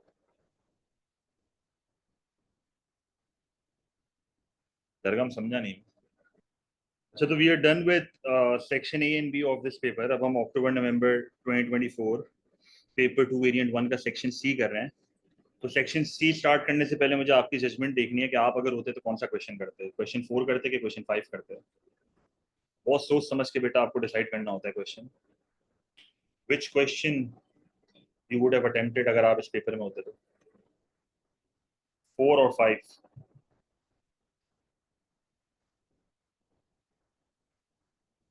बताओ बताओ बेटा, सब बताओ, जरा चेक तो करूं कहाँ तक पहुंचे हैं नल्ले बच्चे। ये देखो आ गया एक। अबे भाई 5 क्यों कर रहा है, क्या पागल कुत्ते ने काटा है क्या। 4 करना भाई, 5 क्यों करना है। 5 का बी अगर आप देखो तो 5 का बी इतना ज्यादा वो कोई कॉमन क्वेश्चन नहीं है जो बहुत बार आया हुआ, वो पहली बार आया है 5 का पार्ट भी। हालांकि क्लास में तो मैंने आपको करंट अकाउंट सरप्लस के प्रोज एंड कॉन्स बहुत डिटेल में समझाए थे, तो डुएबल तो है ये क्वेश्चन क्योंकि इसका पार्ट है बहुत आसान है। तो ओवरऑल मेरे हिसाब से क्वेश्चन 4 करना चाहिए मेरे हिसाब से। ठीक है, तो चेक करते हैं जरा। तो दोनों में से कोई एक बंच आपको सेलेक्ट करना है, 4 और 5। ठीक है, तो मेरी बेटा सवाल की सिलेक्शन बड़ी केयरफुली करनी होती है बेटा यार, गड़बड़ नहीं करना है इसमें। तो section C question 4 part A, question 4 part A is a very simple question. Explain two possible causes of economic growth and consider whether the consequences, now consequences can be positive, consequences can be negative। अक्सर हम paper में consequences का word देखते हैं तो हमारे दिमाग में हमेशा नेगेटिव चीज आती है। तो हमेशा याद रखना consequences पॉजिटिव भी होते हैं नेगेटिव भी होते हैं। whether the consequences of economic growth for economy will always be positive, तो देखो इसे हिंट भी दे दिया आपको, always be positive तो नेगेटिव भी हो सकते हैं। तो आप इकोनॉमिक ग्रोथ उसको बताओ कि इकोनॉमिक ग्रोथ का मतलब होता है an increase in the real GDP for 2 successive quarters. जब 6 महीने तक आपकी कंट्री का रियल जीडीपी बढ़ता है तो वो इकोनॉमिक ग्रोथ होती है। रियल इनकम बढ़ रही है, रियल आउटपुट बढ़ रहा है, whatever word you use सबका एक ही मतलब है। फिर as an AS level student आपको ये बताना है कि there are 2 types of economic growth, आपको क्लास में सिखाया गया है। एक्चुअल ग्रोथ का मतलब एग्रीगेट डिमांड बढ़ रही है, तो एग्रीगेट डिमांड का कोई एक कॉम्पोनेंट बढ़ा के दिखा देना। पोटेंशियल ग्रोथ का मतलब है आपका लॉन्ग रन एग्रीगेट सप्लाई बढ़ रहा है, आपका पीपीसी राइट पे शिफ्ट हो रहा है, quantity and quality of resources बढ़ रही है। सो अगर आपसे वो पूछता है कि कोई 2 possible causes of economic growth बता दो, तो सबसे आसान अप्रोच इस सवाल की ये है कि तुम पॉलिसी को टच कर दो। बहुत कॉजेज होते हैं रैंडम, पर सबसे आसान तरीका है पॉलिसीज के थ्रू बता दो।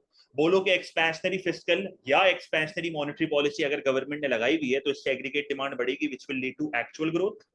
और अगर गवर्नमेंट ने सप्लाई साइड पॉलिसीज लगाई हुई है तो कोई एक टूल समझा देना। जैसे मिसाल के तौर पे आपने ट्रेनिंग इन एजुकेशन समझा दिया, तो ट्रेनिंग इन एजुकेशन के थ्रू आपने पोटेंशियल बढ़ा के दिखा दिया और आपने बोला कि देखो भाई ये पोटेंशियल ग्रोथ है। नाउ डायग्राम इज ऑप्शनल, बनानी है तो बना लो, नहीं बनानी है तो ना बनाओ। एक और बेहतरीन तरीका भी होता है ग्राफ का कि अगर आपको मल्टीपल डायग्राम्स में नहीं जाना था तो you can simply make a PPC. PPC के जरिए आप बड़े बेहतरीन तरीके से ये चीज उसको दिखा सकते हो और इस डायग्राम को फिर आप अपने इवैल्यूएशन में यूज कर सकते हो कि कौन सी ग्रोथ बेहतर है, प्रोलॉन्ग ग्रोथ याद है एक्चुअल पोटेंशियल दोनों। तो एक डायग्राम में आप दोनों चीजें उसको दिखा सकते हो। वैसे तो ये ओ लेवल का बड़ा बेसिक ग्राफ है पर इस सवाल के लिए चल जाएगा, क्योंकि मैं जो है ना वो इतने ज्यादा ओवर डायग्राम्स बना के अपना टाइम जाया यहाँ पर नहीं करूंगा, क्योंकि यार अगर मैं एडी भी बढ़ा के दिखाऊंगा, मैं एलआरएस भी बढ़ा के दिखाऊंगा, फिर मैं इतना कंटेंट भी लिखूंगा तो मेरे पेपर में बहुत ज्यादा मेरा टाइम चले जाएगा। तो मैं जो है वो पीपीसी को सिंपली राइट पर शिफ्ट करके दिखा देता हूँ। मैं उसको कहता हूँ यार दिस इज पोटेंशियल ग्रोथ। सही है, तो पीपीसी को राइट करके दिखा दिया तो ये पोटेंशियल ग्रोथ है। और फिर जो है मैं यहाँ पर एक पॉइंट ई शो करूंगा, फिर एक ई वन शो करूंगा, और मैं उसको एक्चुअल ग्रोथ भी दिखा दूंगा। तो मैंने उसको पोटेंशियल ग्रोथ भी दिखा दी और एक्चुअल ग्रोथ भी दिखा दी, क्योंकि इस सवाल में कंटेंट बहुत है ना, तो ग्राफ की इतनी टेंशन होनी नहीं चाहिए असल इस सवाल में। डायग्राम वैसे तो आपको बनानी चाहिए इस लेवल में, पर ये सवाल ऐसा है जिसका कंटेंट बहुत है आपके पास। तो यहाँ पर अगर तू ये पीपीसी भी बना लेगा ना तो बहुत है। तो आपने उसको अब किस तरह समझाया, जैसे मिसाल के तौर पे आपने एक्सपेंशनरी फिस्कल पॉलिसी उठा ली। आपने एक्सपेंशनरी फिस्कल पॉलिसी में बताया कि यार गवर्नमेंट ने टैक्स कम करा है, स्पेंडिंग बढ़ाई है, जिसकी वजह से एडी बढ़ गया। ठीक है। और फिर आपने सप्लाई साइड पॉलिसी में ट्रेनिंग एंड एजुकेशन का टूल समझा के पोटेंशियल ग्रोथ समझा दिया, ग्राफ से लिंक कर दिया, बोला शिफ्ट हो रहा है तो पोटेंशियल ग्रोथ है, एक्चुअल बढ़ रहा है तो एक्चुअल ग्रोथ है। तो एक्सप्लेन प्रॉपर्ली विद एग्जांपल। सही है, सिर्फ स्टेट करके ना आ जाना। फिर उसके बाद बोल रहा है कि क्या इकोनॉमिक ग्रोथ के कॉन्सिक्वेंसेस हमेशा पॉजिटिव ही होते हैं। तो अपन हाथों हाथ इसको रिवाइज भी करते हैं। वैसे तो मैंने बहुत सारे यहाँ मेंशन करे हुए हैं, पर आपको 2 वर्सेस 1 करना है बहुत है, या 2 वर्सेस 2 कर लो। तो एडवांटेजेस क्या होते हैं भाई? एडी बढ़ेगा, प्रोडक्शन बढ़ेगा, डिमांड फॉर लेबर बढ़ेगा, अनएम्प्लॉयमेंट गिरेगी, इनकम्स बढ़ेंगी, स्टैंडर्ड ऑफ लिविंग बढ़ेगा, अनएम्प्लॉयमेंट बेनिफिट्स कम देने पड़ेंगे क्योंकि इकोनॉमी में अनएम्प्लॉयमेंट कम हो रही है। So you have a lot of points here जो कि आप पेपर में लिख सकते हो। ठीक है।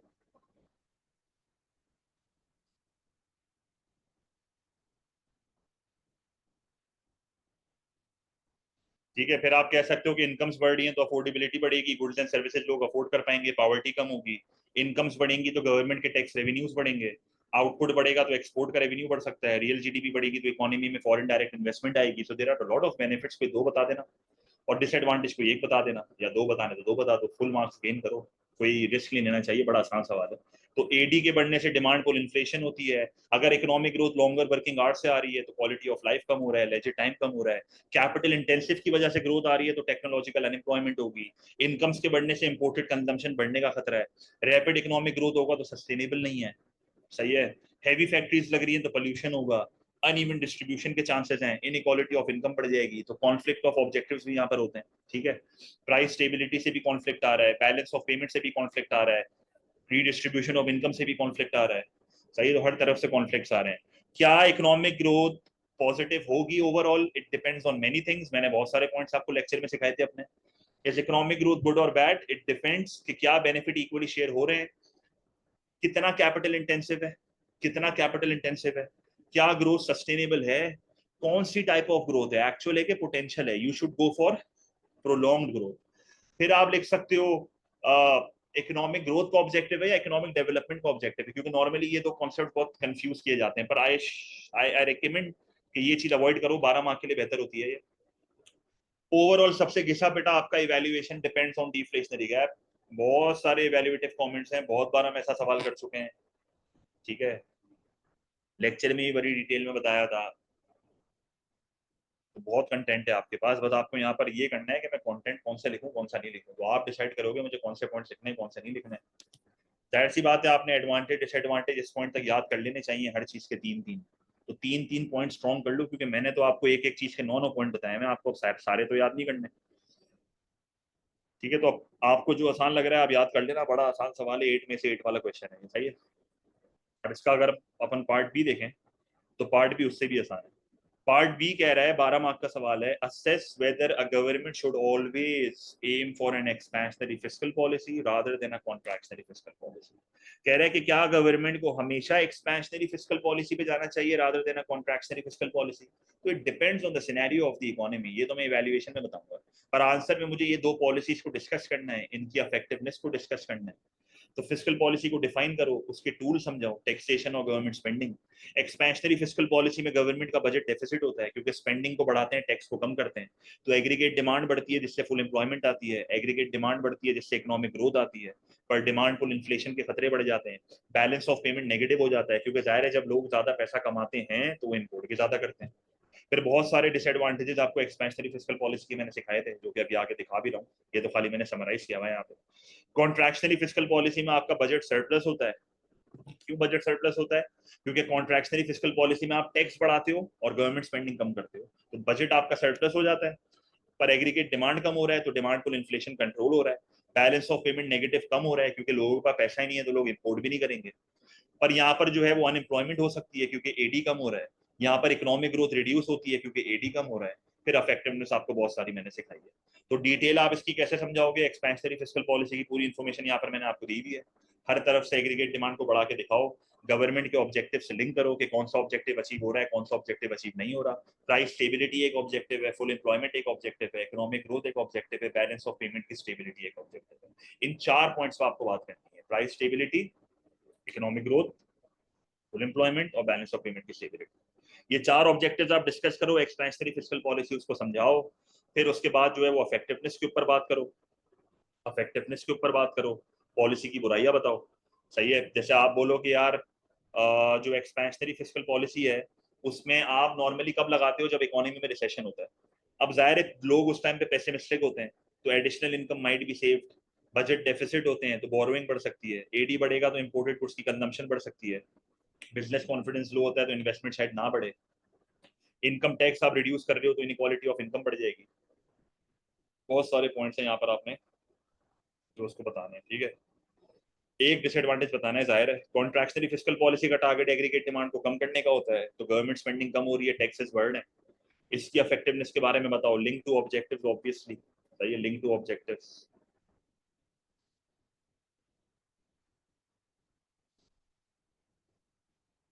लिंक टू गवर्नमेंट के ऑब्जेक्टिव्स लाजमी।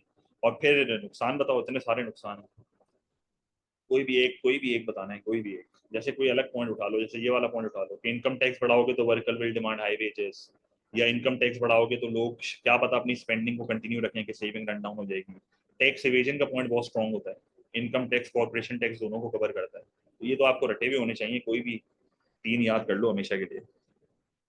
अब दोनों में से कौन सी पॉलिसी होनी चाहिए ये तो डिपेंड, इसका तो कोई जवाब ही नहीं है ना, मतलब आप ये तो कह ही नहीं सकते कि एक्सपेंशनरी फिस्कल पॉलिसी अच्छी है या कॉन्ट्रैक्शनरी फिस्कल पॉलिसी अच्छी है। ना ही यहाँ पर आपको किसी ऑल्टरनेटिव पॉलिसी पे जाना है क्योंकि मसला तो इसने बताया ही नहीं है। इसने ये थोड़ी बोला है कि फिस्कल पॉलिसी बताओ इन्फ्लेशन के लिए अच्छी है, फिस्कल पॉलिसी डिफ्लेशन के लिए अच्छी है, ऐसा तो कुछ बोला हुआ ही नहीं है। तो ऑल्टरनेटिव पॉलिसी का सवाल यहाँ पैदा नहीं होता। आप उसको सिर्फ ये बताना है कि कॉन्ट्रैक्शनरी एक्सपेंशनरी में से कौन सी बेहतर है। तो कोई बेहतर नहीं है भाई, depends on the economic needs of people, बिल्कुल it depends on the economic condition, it depends on the need, मतलब नीड ऑफ द आर क्या है, मतलब मुझे कौन सी पॉलिसी लगानी है। सही है, तो बहुत स्ट्रेट फॉरवर्ड इसकी इवैल्यूएशन है। The government should not always use expansionary fiscal policy. When the economy is in a recession with high unemployment, expansionary policy helps people find jobs and grow the economy. But if there is high inflation, the policy can make things worse. In that case, contractionary fiscal policy is better to control prices. So the government should choose the right policy depending on the situation to keep the economy stable. So overall, it depends on the stage at which the economy is operating at.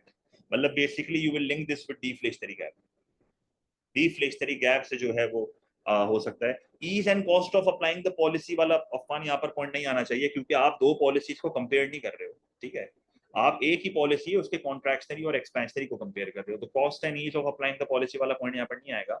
Diagram यहाँ पर कौन सी बनानी है, diagram यहाँ पर अगर आप चाहो तो एडी को बढ़ाने की और एडी की गिराने की डायग्राम बना सकते हो अगर आप चाहो तो, वरना मेरे हिसाब से यहाँ पर डायग्राम की जरूरत पड़ेगी नहीं, ऑप्शनल है, मैं लिख देता हूँ, ऑप्शनल है। क्या लगता है आपको बनानी चाहिए डायग्राम?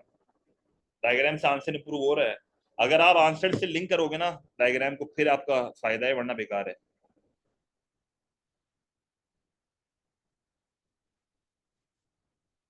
ऑप्शनल है, graphs are optional in this question again. आदत रखनी है तो बनाओ, कंटेंट बहुत है, अगेन वही बात है, कंटेंट बहुत है यहाँ पे। मतलब ऐसा नहीं है कि ग्राफ नहीं होगा तो आप कंटेंट नहीं समझा पाओगे, मेरे हिसाब से बहुत कंटेंट है यहाँ पे, ठीक है। तो बड़ा ही आसान सवाल था, यही सवाल अटेम्प्ट होना चाहिए था पेपर में। डायग्राम इवैल्यूएशन में बिल्कुल हेल्प कर सकती है, पर उसके अलावा भी आयशा बेटे इसका पॉइंट्स यहाँ पर इतने हैं ना आपके पास कि बहुत लंबी हो जाएगी ग्राफ के साथ। फिर भी बनानी है तो बना लो। असूलन तो आपको 4 ही करना चाहिए। 5 का पार्ट ए बहुत आसान है, शायद आपको पार्ट ए गुमराह कर दे। सही है, नहीं पूरा आंसर आपको डायग्राम से लिंक करने की जरूरत नहीं है, जो स्पेसिफिक पॉइंट आप समझा रहे हो उससे लिंक करो, क्योंकि ग्राफ आप किसी स्पेसिफिक पॉइंट के लिए बना रहे हो ना, या आप इवेल्युएशन के लिए बना रहे हो, तो जिस चीज के लिए आपने ग्राफ बनाया उसको लिंक करो।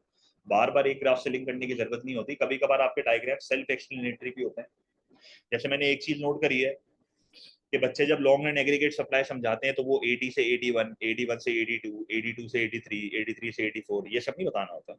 आप खाली ग्राफ को जनरली बताओ कि जब 80 बढ़ता है तो ये होता है, फिर 80 बढ़ता है तो ये होता है, फिर 80 बढ़ता है तो ये होता है। अब जाहिर है 81, 82, 83, 84 ये सब पूरी लिखना है, वो देख लेगा भाई। उसमें इतनी तो अक्ल है ना कि सेल्फ एक्सप्लेनेटरी चीज है, ये बच्चा क्या समझाना चाह रहा है। तो हर वेरिएबल ग्राफ का एक्सप्लेन नहीं करना होता मैक्रो में। माइक्रो में इसकी इंपॉर्टेंस थोड़ी ज्यादा होती है क्योंकि आप बर्डन के एरियाज बताते हो, सरप्लस के एरियाज बताते हो, तो माइक्रो में ग्राफिकल इंपॉर्टेंस बहुत ज्यादा है। मैक्रो में विदाउट ग्राफ भी आपका कंटेंट बहुत स्ट्रांग होता है, और ग्राफ मैक्रो के इतने टेक्निकल भी नहीं है।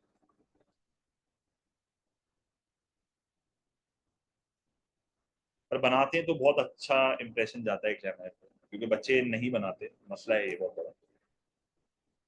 अच्छा,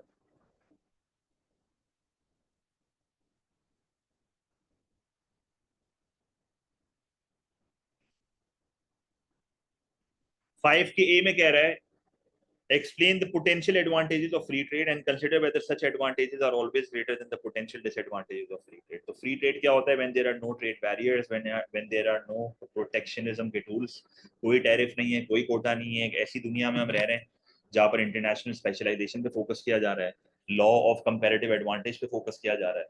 ठीक है, तो क्या बेनिफिट्स होंगे? क्या बेनिफिट्स होंगे? बेस्ट यूज ऑफ रिसोर्सेज है, आउटपुट बढ़ेगा, जीडीपी बढ़ेगा, नेशनल इनकम बढ़ेगी, स्टैंडर्ड ऑफ लिविंग बढ़ेगा, कंपैरेटिव एडवांटेज के चांसेस बढ़ जाएंगे, this leads to economies of scale, per unit cost गिरती है, मजीद एक्सपोर्ट्स बढ़ते हैं। नो ट्रेड बैरियर्स, तो कंज्यूमर की चॉइसेस बढ़ रही हैं, चीपर इंपोर्ट्स हैं, हाई क्वालिटी इंपोर्ट्स हैं, रॉ मटेरियल भी सस्ते पड़ेंगे, इससे भी आपकी इकोनॉमी में कॉस्ट पुश इन्फ्लेशन कंट्रोल हो जाती है। तो बहुत बेनिफिट्स हैं फ्री ट्रेड के, क्योंकि जाहिर है कोई टैरिफ वगैरह तो है नहीं। तो फायदे तो बहुत हैं, पर नुकसान भी बहुत हैं, नुकसान ज्यादा है। फ्यूचर में अगर आप किसी चीज पे स्पेशलाइज कर रहे हो, आप किसी चीज पे स्पेशलाइज कर रहे हो, और फ्यूचर में अगर उस चीज की डिमांड कम हो गई due to a technological change, या आपसे कोई अच्छा बनाने वाला आ गया, तो आपका रिसोर्स तो ऑक्यूपेशनल इमोबाइल है, आप तो सिर्फ एक ही चीज पे फोकस कर रहे हो, तो आपकी कंट्री में स्ट्रक्चरल अनएम्प्लॉयमेंट के चांसेस बढ़ जाते हैं, आपकी डिपेंडेंसी ऑन इम्पोर्ट्स बढ़ जाती है। भाई मिसाल के तौर पे आप फूड जैसी चीज पे डिपेंडेंट हो गए किसी दूसरे मुल्क पे, अब वहां पर अगर कोई बैड वेदर होता है या कोई एक्सटर्नल शॉक आता है दुनिया में, जैसे पेंडेमिक आ गया, फिर आप क्या करोगे? तो कुछ चीजें स्ट्रेटेजिक इंडस्ट्रीज ऐसी होती हैं जिसमें आपको सेल्फ सफिशिएंट होना जरूरी है, you can not be dependent on other countries for things like food. ये आपको बहुत ज्यादा नुकसान पहुंचाएगा आगे जाके। अच्छा, आपकी जो लेस एफिशिएंट डोमेस्टिक इंडस्ट्रीज हैं वो तो बंद भी हो जाएंगी, क्योंकि लोग तो इम्पोर्ट कर रहे हैं, तो आपकी इंडस्ट्रीज कोलैप्स होना शुरू हो जाएंगी। सही है, आउटपुट गिरेगा, अनएम्प्लॉयमेंट बढ़ेगा, गवर्नमेंट का रेवेन्यू डिक्रीज होगा, क्योंकि आपने टैरिफ वगैरह तो नहीं लगाया हुआ, तो जो पोटेंशियल टैक्स रेवेन्यू है वो भी आपको नहीं मिल रहा। इंपोर्ट एक्सपेंडिचर बढ़ जाएंगे तो बैलेंस ऑफ ट्रेड डेफिसिट हो सकता है। आप एक ही चीज पे फोकस कर रहे हो, आप एक ही चीज पे फोकस कर रहे हो, तो आपके रिसोर्सेज एग्जॉस्ट हो रहे हैं, डिप्लीट हो रहे हैं, अनसस्टेनेबल ग्रोथ है, फ्यूचर जनरेशन के लिए कुछ बचेगा ही नहीं। ठीक है, फिर आप बोलो कि आपकी 3 इंडस्ट्रीज ऐसी हैं जिनको प्रोटेक्ट करना बहुत जरूरी है और फ्री ट्रेड की वजह से उनको बहुत ज्यादा नुकसान होता है, इन्फेंट इंडस्ट्री, डिक्लाइनिंग इंडस्ट्री और स्ट्रेटेजिक इंडस्ट्री। याद है? तो ये वाली आर्गुमेंट आपको याद होनी चाहिए कि मैं इन 3 इंडस्ट्रीज को प्रोटेक्ट कर रहा हूँ फ्रॉम फॉरेन कॉम्पिटिशन। और स्ट्रेटेजिक इंडस्ट्री तो यहाँ सबसे इंपॉर्टेंट है, क्योंकि फूड, वेपन और स्टील एक ऐसी चीज है जिसके लिए आप दूसरी कंट्रीज पर डिपेंडेंट नहीं हो सकते। और सबसे बड़ा खतरा जो है वो डंपिंग का होता है फ्री ट्रेड में, कि चाइना जैसी डेवलप्ड कंट्रीज दूसरे मुल्कों में जाके अपने माल को डंप करती है, डंप करने का मतलब है बिलो कॉस्ट बेचती है, तो जाहिर है वहां की डोमेस्टिक इंडस्ट्री तो तबाह हो जाएंगी।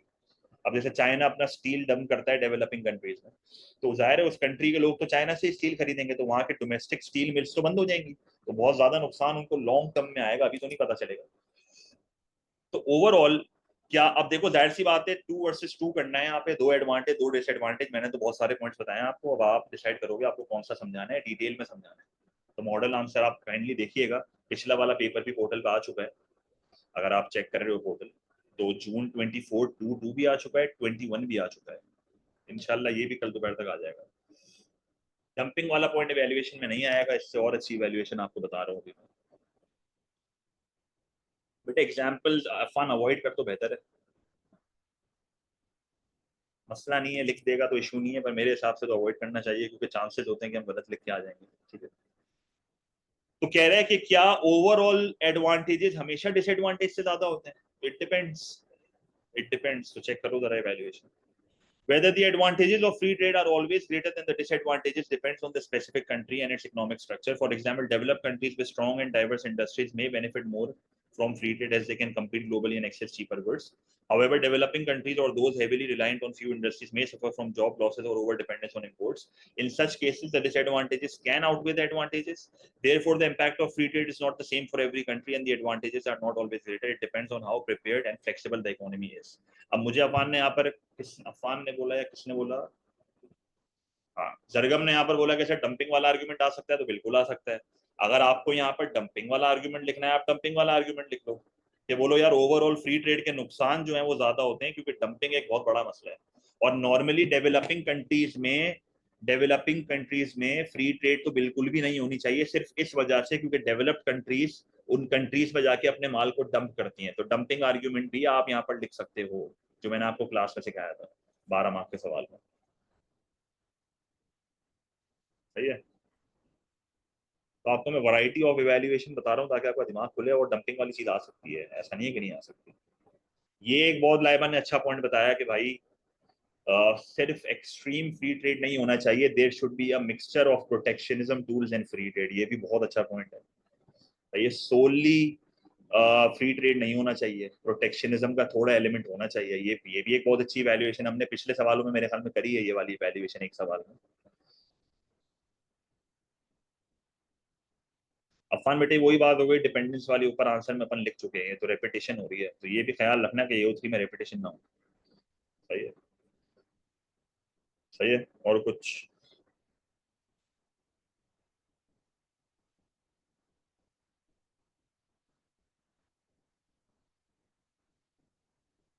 ठीक है, अगर हम इसका पार्ट बी देखें,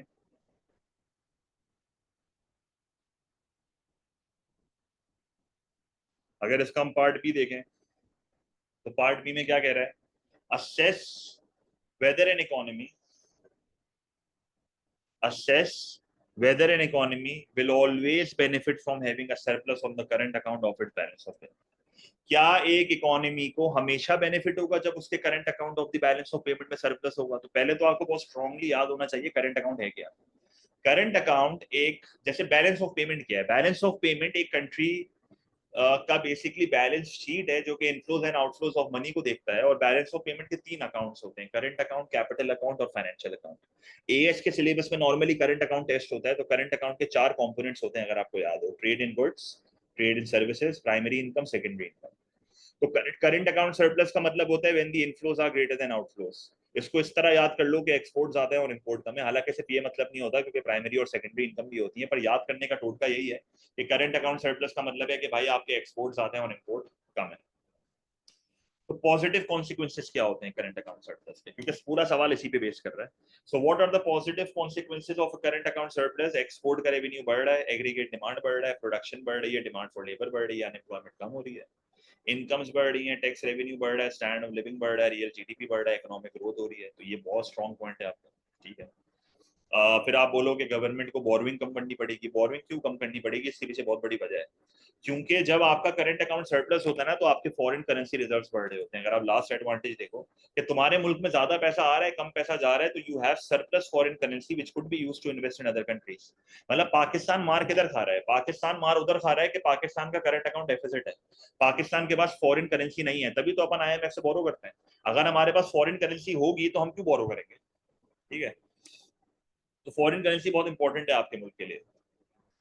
फिर आप यहाँ पर ये भी कह सकते हो कि भाई एक्सपोर्ट का रेवेन्यू, सही है बेटा, ये पॉइंट नहीं आ सकता ना, फंड सरप्लस है, डेफिसिट थोड़ी है। डेफिसिट होता तो फिर तो ये पॉइंट लिखता। एक्सपोर्ट रेवेन्यू बढ़ेगा तो आपकी करेंसी की डिमांड बढ़ेगी, करेंसी अप्रिशिएट होगी तो इससे आपको इंपोर्ट सस्ते पड़ेंगे, जिसकी वजह से इंपोर्टेड रॉ मटेरियल सस्ता पड़ेगा, तो कॉस्ट पुश इन्फ्लेशन भी कंट्रोल हो सकती है यहाँ पर। तो ये भी एक बहुत अच्छा पॉइंट है। पर जिधर सरप्लस के फायदे हैं वहां पर नुकसान भी है। क्या नुकसान है भाई? एक्सपोर्ट रेवेन्यू ज्यादा है, AD ज्यादा है, तो डिमांड पुल इन्फ्लेशन के खतरे बढ़ जाएंगे, डिमांड पुल इन्फ्लेशन के खतरे बढ़ जाएंगे। करेंसी अगर अप्रिशिएट हो रही है तो चलो इंपोर्ट तो सस्ते पड़ रहे हैं, पर आपका मुल्क भी तो लोगों को महंगा लगेगा, तो हो सकता है फ्यूचर में एक्सपोर्ट रेवेन्यू कम हो जाए। बहुत स्ट्रॉन्ग पॉइंट है ये वाला, one country surplus is another country deficit. अगर आपका सरप्लस है तो हो सकता है कि आपके सरप्लस की वजह से किसी और मुल्क को नुकसान हो रहा है।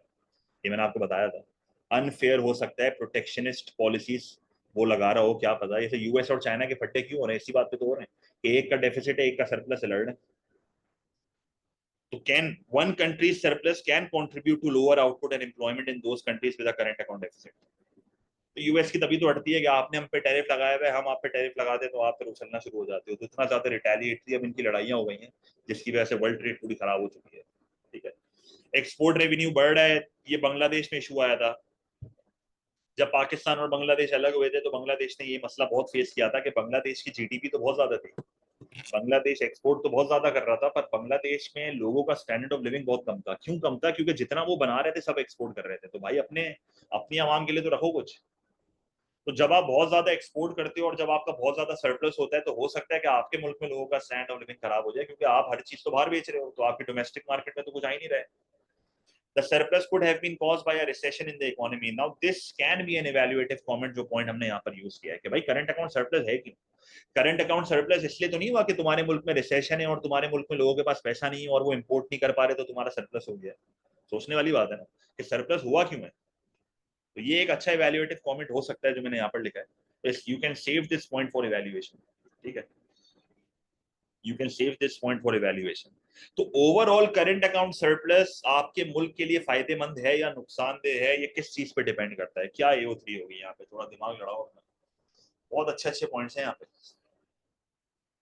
क्या पॉसिबल इवेल्युएशन यहाँ पर हो सकती है कि overall current account surplus beneficial है या नहीं है?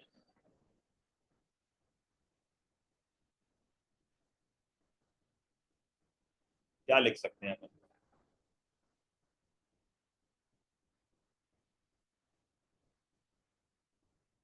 किन चीजों पे डिपेंड करता है ये?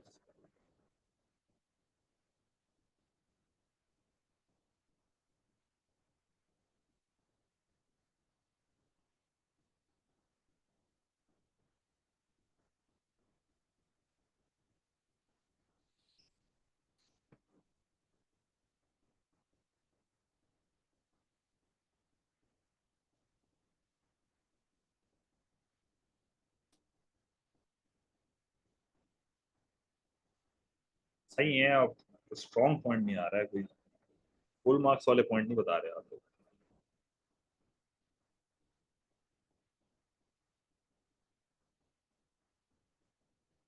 ऊपर वाले सवाल की तो चलो फिर भी बता दीजिए आपको।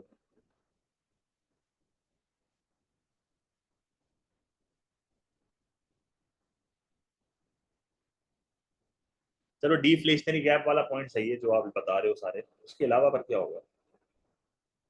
क्योंकि एडी बढ़ रहा है ना, तो चलो सही है, ये फिर भी बेहतर है। और क्या हो सकते हैं point?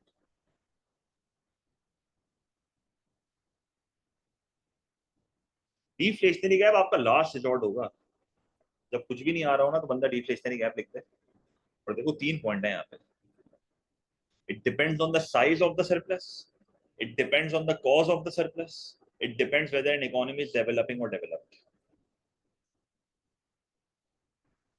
An economy will not always benefit from having a current account surplus. It depends on why the surplus happens, how large it is, and the type of economy. In developed countries, a large surplus could mean that domestic demand is weak, as people may not be spending enough on imports, which could lead to lower growth and unemployment in some sectors. In developing economies, a surplus might help by bringing in foreign currency to investment development, but it could also mean they are too dependent on exports. ये बहुत अच्छा point मुझे किसी ने बताया था, मैंने miss कर दिया। लाइबा ने अभी लिखा था बताने से पहले ही। And not building strong domestic demand. Also, if a surplus happens because of a recession, it is not a benefit but a sign of economic weakness. In conclusion, an economy does not always benefit from a surplus. The impact depends on the size of the surplus, the cause behind it, and the whether the economy is developed or developing. और आपका last resort जो है ना, last resort आपको paper में कुछ भी नहीं समझ आ रहा ना अगर, डिफ्लेशनरी गैप। कि भाई अगर एक इकोनॉमी का डिफ्लेशनरी गैप बहुत ज्यादा है तो सरप्लस आपको बहुत ज्यादा फायदा पहुंचाएगा, क्योंकि एडी बढ़ेगा। सही है। अगर कम है तो फिर डिमांड पुल इन्फ्लेशन के खतरे हैं। अब इन्फ्लेशन तुम कैसे हैंडल कर रहे हो, ये भी एक अच्छा पॉइंट ऑफ फान ने ऊपर बताया था, तो ये भी लिख सकते हैं। वो सबने भी यही बताया था। ठीक है, तो ये आपके जो है वो सेक्शन सी था, जो कि रिलेटिवली आसान था as compare to section B. इस सवाल का सेक्शन बी बड़ा अजीब सा था।